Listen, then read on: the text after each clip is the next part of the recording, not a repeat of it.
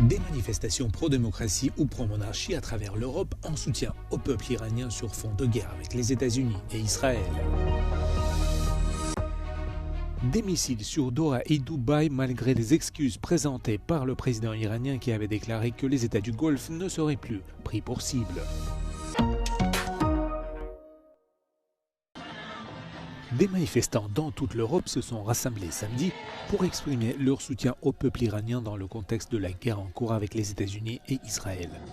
De nombreux manifestants ont exprimé leur soutien au prince héritier en exil Reza Pahlavi, fils du dernier Shah d'Iran qui se présente comme une alternative après la mort du guide suprême Ali Khamenei, tué par une frappe israélo-américaine. Paris a été la scène de deux manifestations, l'une en faveur de Pahlavi, l'autre dénonçant le scénario de son retour. Les activistes pro-monarchie portaient des photos du fils du défunt Shah et brandissaient des drapeaux américains, israéliens et iraniens d'avant la Révolution. Mais d'autres manifestants vêtus de gilets jaunes portaient l'inscription « Libérez l'Iran » et arboraient sur leurs mains des autocollants sur lesquels on pouvait lire « Ni Shah ni Mollah ».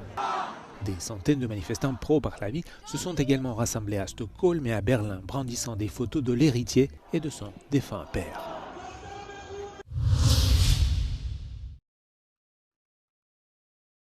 In what could be seen as a first step towards de-escalation, 1 week into the U.S. and Israel's war on Iran, Iranian President Masoud Pezeshkian says neighboring Gulf countries will no longer be targeted.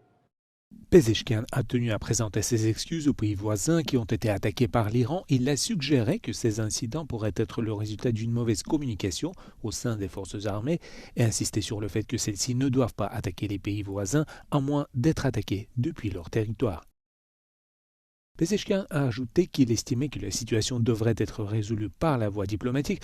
Cependant, peu après cette déclaration, le ministère de la Défense du Qatar a déclaré avoir intercepté un missile balistique lancé en direction de Doha.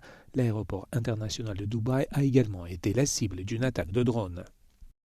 Meanwhile, Qatar says it will begin allowing some flights to land again 1 week after its airspace was closed. Qatar Airways says it plans to operate flights to Doha on Sunday from Paris, London, Frankfurt, Rome, Madrid, and Bangkok. Adil Halim, Euronews, Doha. Le ministère libanais de la Santé a déclaré qu'au moins 41 personnes ont été tuées lors d'une opération israélienne dans la ville de Nabishit, dans l'est du Liban, qui a donné lieu à d'intenses frappes aériennes suivies d'affrontements avec des combattants du Hezbollah. Plus tard dans la journée de samedi, le ministère a annoncé que 6 autres personnes, dont 4 enfants, avaient été tuées lors d'une autre frappe israélienne sur la ville de Shmista, également dans l'est. Israël a intensifié récemment ses attaques contre le Hezbollah après que le groupe militant a tiré des missiles sur Israël pour venger la mort du guide suprême iranien Ali Khamenei. אני רוצה להעביר כאן מסר לנשיא לבנון האו"ם. לבנון היא לא מהאו"ם. אתה התחייבת ואתם התחייבתם לקיים את ההסכם ולפרוק את החיזבאללה מנשקו. והדברים האלה לא קורים. וכרגע אנחנו לא נאפשר פגיעה ביישובים שלנו.